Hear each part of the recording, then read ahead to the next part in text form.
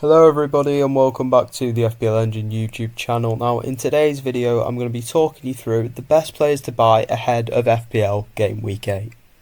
So I've split this video up into 4 sections, starting with defenders, then midfielders and attackers, and I've picked the four that I think are the best players for this game week.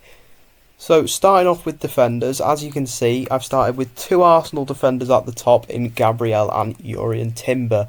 Now for me, if you don't own Gabriel already, what are you doing? Buy Gabriel, because he just is such a consistent defender every single year on the game. You know he's going to start. His DEFCON numbers have been looking pretty good. He's got that attacking threat, and overall he's just an absolute great defender to just have locked in your team all year round. But yeah, if you do want to go a bit different, you want to go for the other Arsenal defender, I would probably most likely pick Jurrien Timber over Calafiori and over William Saliba, mainly because he's looked the best Arsenal defender out of all of them so far, arguably. DEFCON numbers aren't great, but as you can see, his attacking potential is very, very good.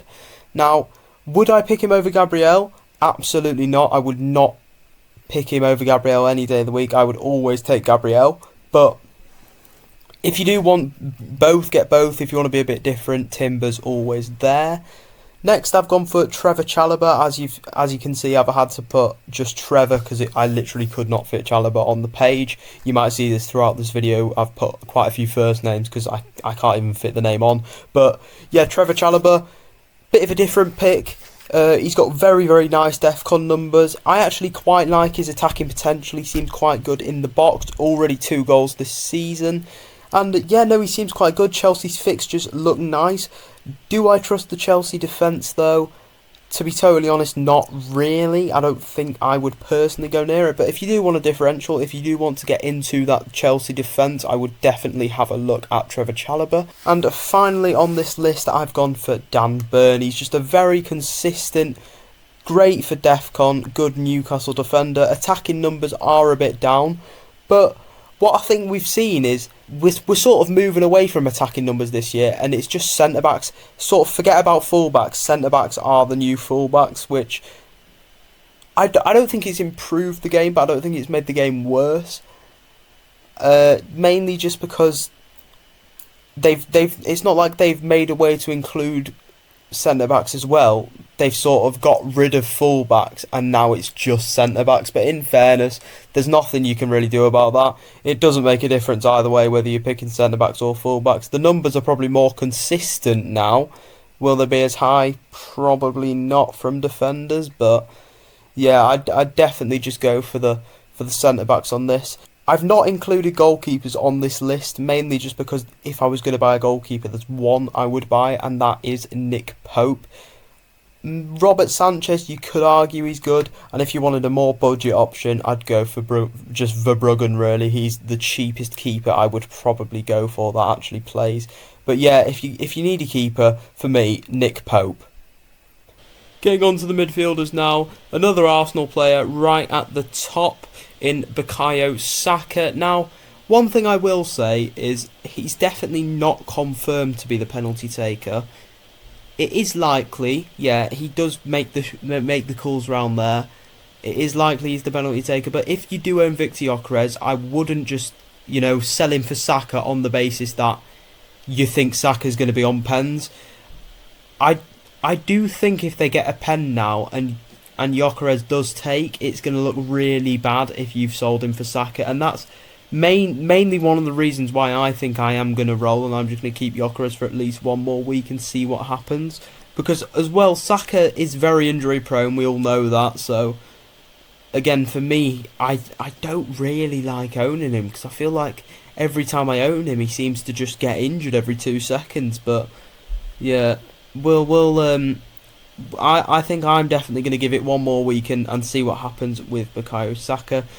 But yeah, if you're looking to bring in an Arsenal player or you're on wildcard, Saka is definitely the best one to bring in, I'd say, and definitely a very good buy. A little bit of a cheaper option here in Lucas Paqueta. Now, he's on penalties, he has the ability to get DEFCON, he's a cheap player, but then again he does play at West Ham. No, but seriously, he is a very, very good sort of player for the price point. Would I rely on him? No. He's under 6 mil for a reason. But yeah, I mean, he just seems like an all-round good, cheap player. For me, I'm going to give it 1 week to see how West Ham perform this, against Brentford. But the fixture run does look pretty nice. I feel like if you are going for Lucas Paqueta, though, you do need someone to rotate him with, because on the harder fixtures, you just cannot back West Ham at the moment. And to be honest with you, you just can't back Paqueta either, because he does like a yellow card. That is one downfall with him. Enzo Fernandez, he is actually injured at the moment, so I would wait until the press conferences to see what happens there. But if he is fit, I mean, you can just see here, the XG numbers look absolutely amazing. The fixture run looks great. He should be on penalties while Cole Palmer's out. So overall, he just looks like an absolute great asset to own. And I think I will think about bringing him into my own personal team if he is fit for this week. Probably not this week. For me, I'm going to wait until Sunderland at home. But if he's definitely fit, if he's definitely back, it's a very, very good buy. Ismaila Sarr, again, another very, very good buy. For me, it's bringing him in a bit early this week. I would wait until Brentford at home. But overall, Sarr can score against the big teams. We've seen that this season, so I definitely wouldn't write him off. And the fixture run does look pretty good. And his numbers, again, look absolutely amazing. That XG looked great. And he has been one of the better players this season while he's not been injured. And I brought him in the Villa game when he scored, and that was bringing him in early. But I mean, it all worked out, because then I sold him for Semenyo the next week, which obviously worked out. Semenyo's not blanked for me yet, and he did blank the week Sarr played Villa, so it all worked out perfectly in the end. But yeah, I think if Sarr didn't get injured, he could have been an absolutely amazing asset. And finally, on to the attackers. Now, I know you might be thinking, Harry, João Pedro has been literally terrible. He's had one shot in his past 3 games. Why would we bring him in? Well, what I can tell you is he's banned from the Champions League, so he's not going to play in that from 8 till 9. He's going to start that Sunderland at home game, hopefully. And just look at the fixture run. It's absolutely great. And I just think he's been playing harder teams recently. So obviously he's not going to get as much chances, but look what he does against the likes of West Ham, the likes of Fulham, the sort of mid to lower table teams. He does do really well against. So I have full faith in him to do well against Forest, because I would honestly say that's quite an easy game at the moment. I have full faith in him to do well against Sunderland at home, Wolves at home, Burnley away, even Tottenham away. They're all very, very decent or good fixtures. So yeah, I think with him going down in price now as well, it's probably the time to get him in, because I can see him getting a goal and his price skyrocketing back up. But it's definitely a safe option with his sort of ownership. But yeah, you could lose quite a bit of value on him. That's the only issue. Jared Bowen, I've talked about this man. I really like him. I owned him, a lot last year. Making him an attacker, everyone thought that would be a mistake. I still believe it was a mistake, but yeah, we've seen he's really good in the bonus point system, and again, the fixture run for West Ham does look really good. He is the talisman, he does get the goals.